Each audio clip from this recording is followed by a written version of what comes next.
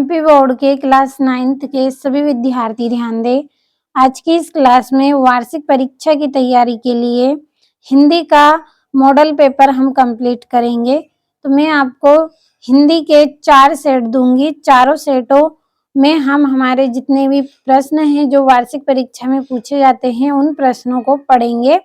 तो आपका जो पेपर है वो 75 अंक का है। अगर आपको एग्जाम में 70 अंक लाना है तो आप भरोसा रखिए, 4 मॉडल पेपर दूंगी, 4 ही को आप कंप्लीट अच्छे से करें। और जो पेपर है आपका उसमें इस तरह के निर्देशांक आपके रहेंगे। तो शुरू करते हैं हमारे प्रश्नों को।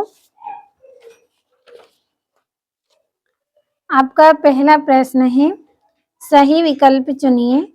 पहला है छायावाद के प्रवर्तक माने जाते हैं। तो छायावाद के प्रवर्तक कौन माने जाते हैं? जयशंकर प्रसाद।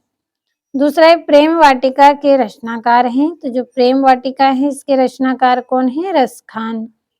तीसरा है रसात्मक वाक्यम काव्यम, परिभाषा किसकी है? आचार्य विश्वनाथ की ये परिभाषा है। चौथा है किस जानवर को कभी क्रोध नहीं आता है? तो गधा को कभी क्रोध नहीं आता है। पांचवा है माता पिता में समास है। तो माता पिता में आपका द्वंद्व समास है। छठा है मृत्यु का तरल दूत कौन था? तो तेज प्रवाह से आता पानी मृत्यु का तरल दूत था। अगला प्रश्न है रिक्त स्थानों की पूर्ति कीजिए। पहला है सोने का घड़ा शराब से भरा हो तो डेडेस निंदा करेंगे। कौन निंदा करेंगे? सज्जन व्यक्ति निंदा करेंगे। दूसरा है महाकाव्य में जीवन का डेडेस चित्रण होता है। तो महाकाव्य में जीवन का विस्तृत यानी कि संपूर्ण चित्रण होता है, बड़ा चित्रण इसके अंतर्गत किया जाता है। और तीसरा है सूर्य का तद्भव शब्द डेडेस होगा। तो सूर्य का तद्भव शब्द सूरज होगा। चौथा है हमारा कुकुर नहीं जाएगा तो डेडेस नहीं जाएगा, इसका आंसर रहेगा हम भी। और पांचवा है प्रातः काल दोनों मित्र डेडेस में बंद कर दिए गए। तो इसका आंसर रहेगा कांजी हौज में बंद कर दिए गए। छठा है दो बेलों की कथा गद्य की डेडेस विधा की रचना है। कहानी गद्य विधा की ये रचना है। अगला प्रश्न, सही जोड़ी बनाइए। पहली जोड़ी है पंचवटी, तो इसकी जोड़ी रहेगी खंड काव्य। दूसरा है दो बेलों की कथा, तो इसका रहेगा प्रेमचंद्र। तीसरा है विद्यालय, तो विद्यालय में दीर्घ संधि है। चौथा है पति पतोह के पहली संतान लड़की, तो इसका आंसर रहेगा परदादी।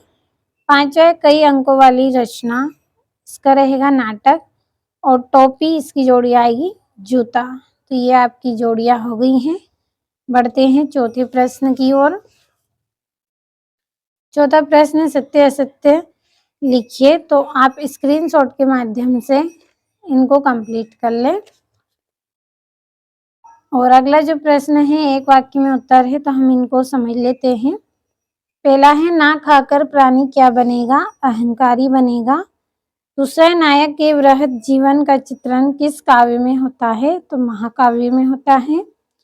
तीसरा है सांड को देखते ही कौन भयभीत हो गए? हीरा और मोती भयभीत हो गए। चौथा है पंचामृत में कौन सा समास है? तो इसमें दिग्गु समास है। पांचवा है जनरल मिथिया का चित्र किसने मंगवाया था? तो लेखिका की बहन रेणु ने मंगवाया। छठा है हजारी प्रसाद द्विवेदी किस युग के लेखक हैं? तो ये छायावाद के लेखक हैं। और यहाँ से आपके महत्वपूर्ण प्रश्न शुरू हो गए हैं, 2-2 अंक के हैं। इन प्रश्नों के आंसर की पीडीएफ आपके लिए तैयार की है। यदि आप पीडीएफ लेना चाहते हैं तो वीडियो के डिस्क्रिप्शन में आपको नंबर मिल जाएंगे। किस तरह से आपको पीडीएफ लेनी है इसकी पूरी जानकारी आपको मिल जाएगी। तो उन नंबरों पे आप कॉल कर सकते हैं। और छठा प्रश्न है भक्ति काल को हिंदी साहित्य का स्वर्ण युग क्यों कहते हैं? सातवां है कवि ने किस प्रकार के ज्ञान को महत्व दिया? आठवां है सखी ने गोपी से कृष्ण का कैसा रूप धारण करने का आग्रह किया था? अपने शब्दों में वर्णन कीजिए। नौवां है मेघ रूपी मेहमान के आने से वातावरण में क्या परिवर्तन हुए? 10वां है पाटी मुक्तक गेय मुक्तक में कोई 2 अंतर बताइए। और अलंकार की परिभाषा लिखिए तथा उसके भेद आपको बताने हैं। पूरे 2-2 नंबर के प्रश्न हैं। और ये 12वां है गद्य के स्वरूप को स्पष्ट करते हुए महत्व को बताइए। 13वां प्रेमचंद्र की भाषा शैली की विशेषता लिखिए। 14वां छोटी बच्ची को बैलों के प्रति प्रेम क्यों उमड़ आया। और सांवले सपनों की याद शीर्षक की सार्थकता पर टिप्पणी लिखिए। और ये आपका 16वां है। संधि किसे कहते हैं उसके भेद उदाहरण से बताइए। बाढ़ की सही जानकारी लेने और बाढ़ का रूप देखने के लिए लेखक क्यों उत्सुक था। और 18वां है जिसमें आपको निम्नलिखित काव्यांश का संदर्भ प्रसंग सहित भावार्थ लिखना है 3 नंबर में। इसी तरह से 19वां प्रश्न है ये आपका। और कंप्यूटर का उपयोग विषय पर शिक्षक और विद्यार्थी का संवाद लिखना है। और निम्नलिखित गद्यांश या काव्यांश को पढ़कर नीचे लिखे प्रश्नों के उत्तर आपको देना है 4 नंबर में।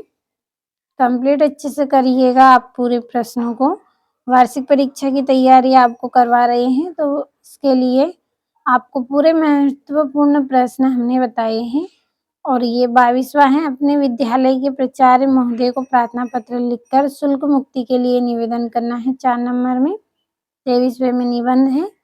और वीडियो के डिस्क्रिप्शन में नंबर आपको मिल जाएंगे तो आप कॉल कर लीजिएगा, PDF आपको मिल जाएगी। तो आज की इस वीडियो में कक्षा 9वीं के लिए वार्षिक परीक्षा का हिंदी का मॉडल पेपर हमने कंप्लीट कर लिया है सेट ए।